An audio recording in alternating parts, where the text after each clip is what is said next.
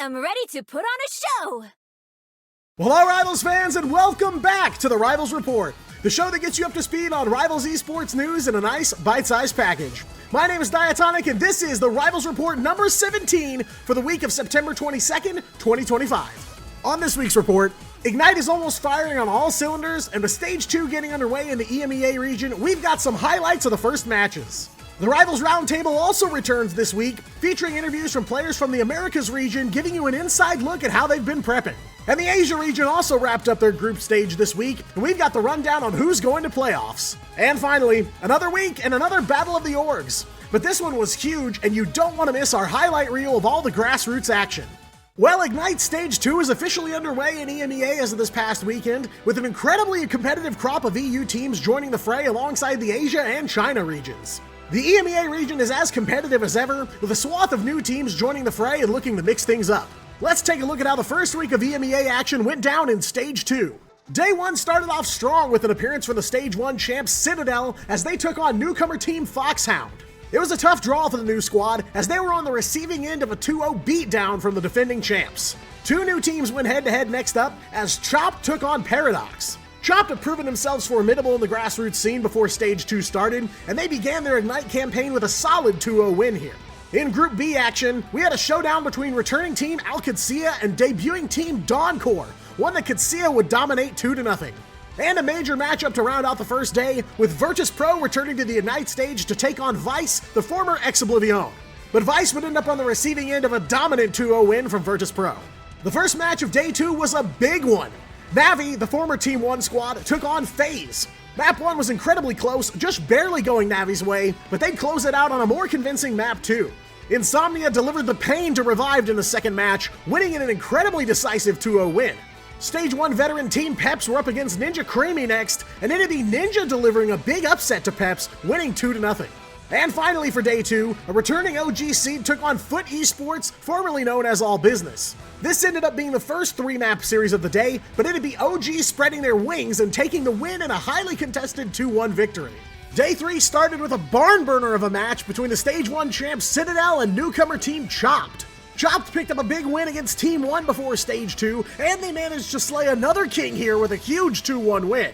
Virtus Pro took on Alcatsia next, and VP showed their might once again here with a 2-0. Insomnia went up against OG Seed next, two returning teams from Stage 1, and a matchup where Insomnia would clean house with a 2-0 victory. And to round out Day 3, Ninja Creamy were pitted against the Goliath of Navi, a matchup just too overwhelming for them as Navi would walk away from this 2-0.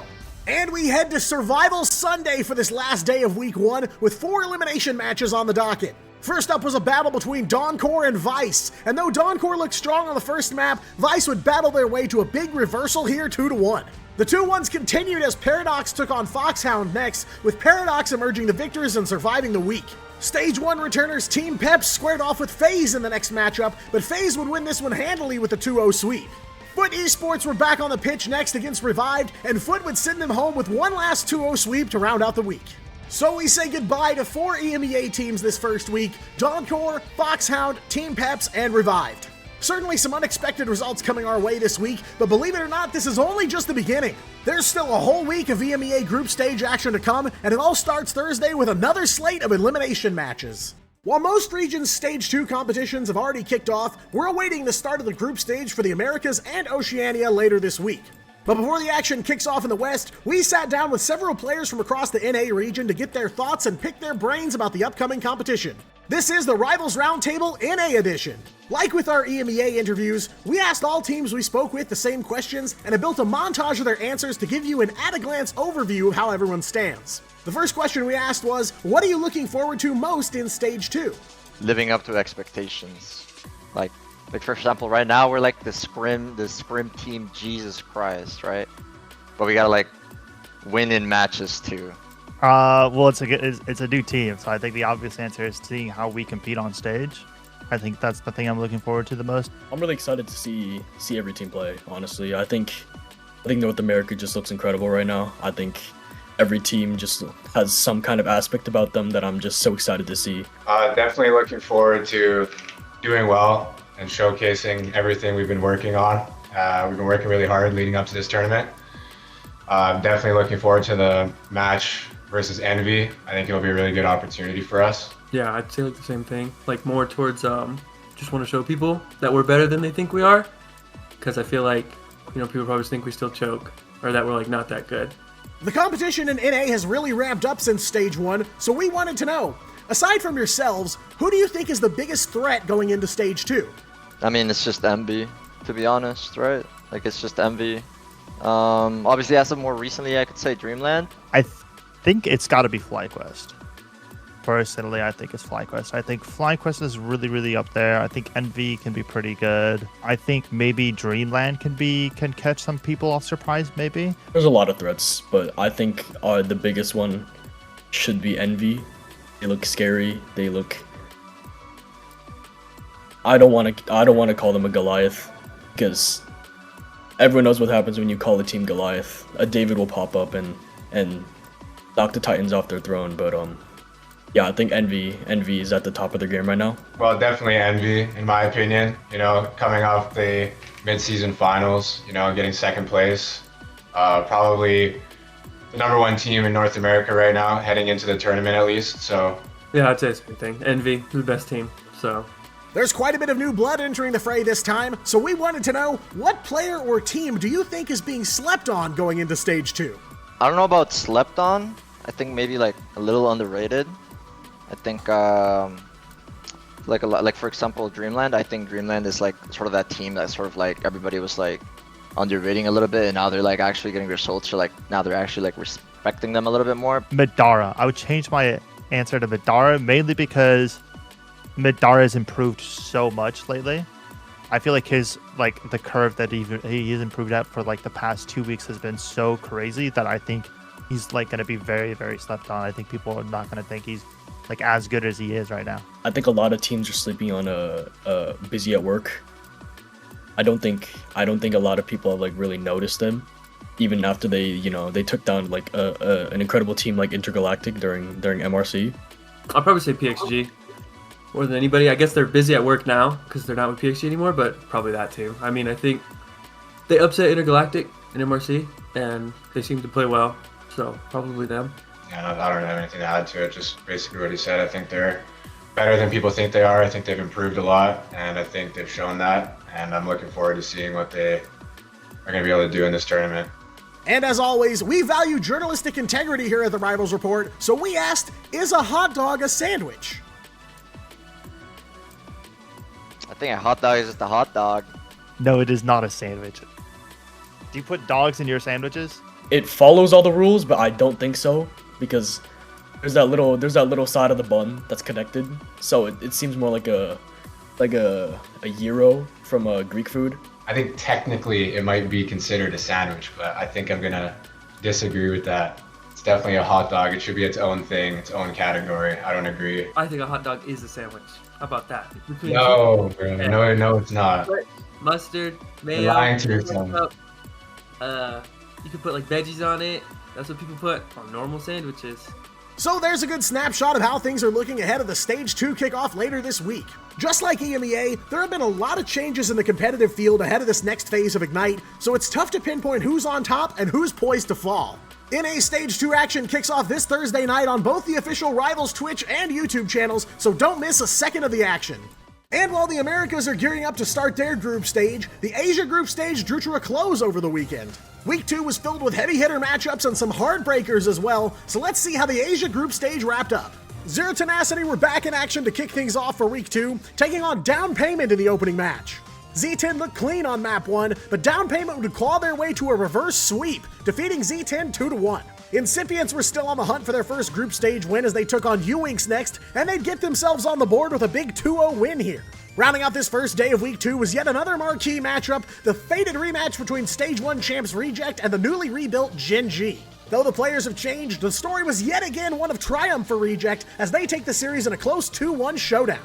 The second day of Week 2 started off with a match between veteran team Assemble Fire, who are still in search of their first group stage win, against Incipients. But Incipients had picked up some steam here in Week 2 as they won their second game of the week in a close 2-1 bout. Down Payment also continued their winning streak, taking their third win in a row over Rocket University in a big 2-0 sweep.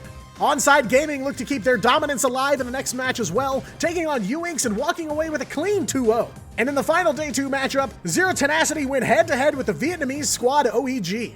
It was a tough draw for OEG, and they'd fall victim to Z10 2-0. Day 3 kicked off with a showdown between frontrunner team Crazy Raccoon and Onside Gaming, with CR continuing their flawless group stage campaign with yet another 2-0 win. We had a heavy hitter matchup between Gen G and Zero Tenacity next, one that Gen G would walk away the victors from with a complete 2-0 shutout. XOXO01 and Incipients stepped onto the field next, and EXO would lock in their playoff position here with a big win over Incipients. We ended the day on a very interesting matchup between Reject and Rocket University, with Rocket actually managing to take a map off Reject. But the only 3-map series of the day would go Reject's way in the end. The final day of the Asia group stage began with 2 Legacy Ignite competitors, XOXO01 and Assemble Fire, a matchup that EXO would win handily 2-0. Reject were back up against Down Payment, and the Stage 1 champs would emerge victorious here, also 2-0. Crazy Raccoon had their last match against U-Inks and would complete a perfect run through the group stage with yet another 2-0 win. And finally, the group stage would close with Gen G taking on OEG, with Gen G picking up the last win of the week. And after 2 weeks of group stage action, the Asia playoff picture was locked in. From Group A, Crazy Raccoon, XOXO01, Onside Gaming, and Incipients advanced to the playoffs. And from Group B, Reject, Gen G, Down Payment, and Zero Tenacity all make it through. The competition in the Asia region is looking hotter than ever, with only the top 2 teams qualifying for the Grand Finals LAN tournament later this year. And finally this week, another Saturday night and another weekly Battle of the Orgs tournament, where grassroots teams descend to compete for a $100 prize every single week. Cafe Rose have been the most dominant team of the bunch these past few weeks, but did they manage to hold on to their Bodo win streak? I was in the booth for this one, and I can give you the rundown on what happened. We started off the night with 2 new teams to the Rivals Report, Purpose Gaming versus Buns TC. Purpose opened things up with some wild offense on Krakoa, with their duelist Lullaby scoring some massive multi-KOs on Winter Soldier, leading them to a convincing map 1 win. They kept the pain train rolling on Symbiotic Surface, holding Buns to just a single checkpoint. After some big plays from Lullaby's Ultron and Wizard Marrow's Hella, Purpose found themselves taking round 1 with a solid 2-0 finish. We followed Purpose into round 2 as well, this time where they took on Ending Strike, a console team. Ending Strike specialized heavily in off-meta during this matchup, with Evade finding some great success on Spider-Man and Adalu bringing the thunder with Thor.